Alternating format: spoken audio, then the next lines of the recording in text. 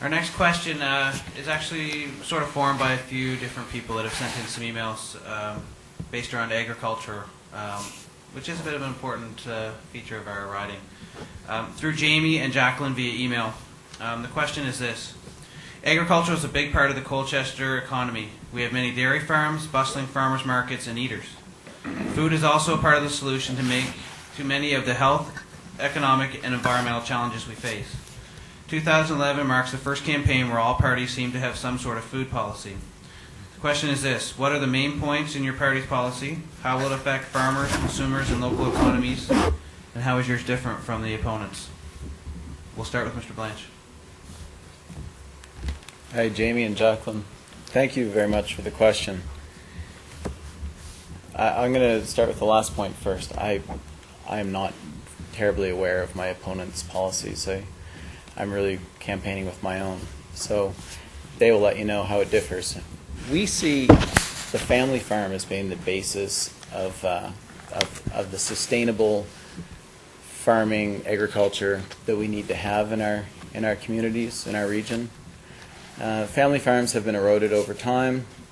We need to stop the subsidies to corporate farming conglomerates. We have to focus in our communities. We have to work to promote farmers markets. So we will do exactly what I said. We'll stop the subsidies, and we will make financial incentives in the tax system to help family farms.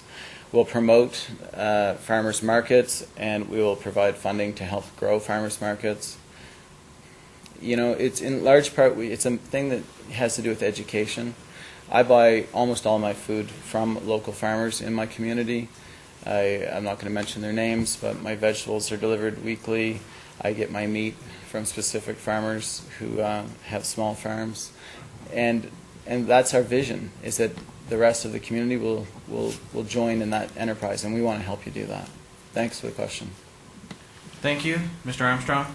Well, as Jason mentioned earlier in this forum, that as he goes door to door, sometimes the stories he hears from people facing poverty will bring tears to your eyes. And as someone who taught and worked in Tatamagouche for years, I know the struggles that our farmers are facing, particularly since the BSC crisis hit us in 2003. I'm not a farmer, I'm an educator, but I have done a lot of work since becoming a member of Parliament to bring myself up to date on the issues that affect these families. And there are some solutions. First of all, our party stands firmly behind our system of supply and management. I think that is an absolutely pivotal policy that we need to stand behind, protect our farmers that are in those sectors as we move forward. Other than that, we also have to find new markets and new niche products so that our farmers can produce products which can be sold not only in Canada but worldwide. We've currently negotiated 8 free trade agreements. We're now negotiating one with the EU, all with protecting supply management but opening up these new markets. We're also investing in biotechnology through the NSAC and some of our food laboratories across Canada, particularly in Nova Scotia. We have several in PEI. And this is where products like the Honeycrisp apple, a huge success story, have been developed. This is a positive product which is providing jobs to people throughout the Annapolis Valley, which can be sold not only locally but worldwide. We need to continue to focus on building new projects, new products, supporting our farmers, supporting our producers in all sectors of this economy. Thank you. Thank you. Mr. Natchik? Thank you, Jamie and Jackie, for your question. The CHP looks at, and much like Jason was mentioning, that the family farm is one of the most instrumental institutions that a nation can't feed itself. It's going to have to rely on the country that's feeding it. I also want to just bounce off just the word that we had on supply management and how important that is to us in the dairy and the poultry farms. And I've been chatting and talking to quite a number of farmers on the supply management. One of the setbacks they are finding, that they're telling me on supply management, is that new farmers and young farmers are finding it hard to get in because of the price of the quota ticket for the dairy industry. So a couple of ideas there in order to open up quota. And right now, quota is just not selling in And I know in Ontario it is. I didn't check in Nova Scotia, but it's hard because of the price of the quota. So when new quota becomes available, with our demographic increasing, that quota could be set aside for new and young farmers. Also, when farms are sold, bought and sold, that a small portion, be set aside so that new farmers can enter the industry. Another thing that's happening is that because of our rich system, people are sneaking in the dairy and poultry products under a different name, and that has to be stopped at the border. Thank you. Mr. Burrows? Well, thank you, and unfortunately I only have 2 minutes to address this topic, so I'll have to be very concise because it's one that's very dear to my heart. It's been my career, not only in the farm, but involved in farm organizations for the last 30 years. The solution is not simple. The problem is obvious. You just have to drive around this constituency and you see what's happening to the agricultural base in this area. As I drive around in the last fall especially, you see the predominant crop growing in this area is goldenrod. And goldenrod has no value.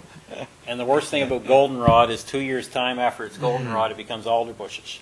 So we don't have a lot of time left, or we are going to lose a resource that's going to be very difficult to bring back. There are a number of policies in the platform that I'm very encouraged with regard to agriculture, but I'm going to speak to only one because of the time frame. And that's the fact that we do have an agricultural food strategy. There's a skeleton of it in the platform. But the critical part of that platform policy on the strategy is that we need to involve urban Canada with rural Canada to determine what do Canadians want in food production in Canada. Once we determine that, we move forward and we look at how do we deliver it.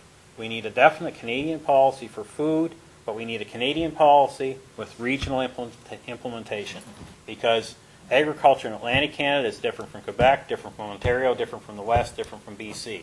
We need to move forward in that regard. And as I said, it's a policy that is very dear to my heart. Thank you. Ms. Robinson? Hi, thank you very much for the question. I believe that you've heard everyone else's answers, and so you can decide how the NDP policy differs, as Jason suggested. Farming is very much a part of this rural area, and I grew up not on a farm, but my uncle had one and worked on it as a bit of a laborer for many years, so I know a little bit about it. What I do know that the NDP has set forth in their platform is that they are very concerned about the labeling of what's going into our food and our food systems, and they're also putting a plan in place to help make sure that the land is available for young farmers who want to go into the business and for those farmers who are already in the business and to expand. They also are very much in tune with small businesses and have offered incentives for companies who want to hire new people. So they've put in a plan for helping them with a $4,500 a year incentive to do that, so that they want to help increase the farming industry. We also, I'm sure, would like to take a community input approach to it, so we are not the experts. We're looking to you to help us how to solve this problem. Thank you. Thank you very much.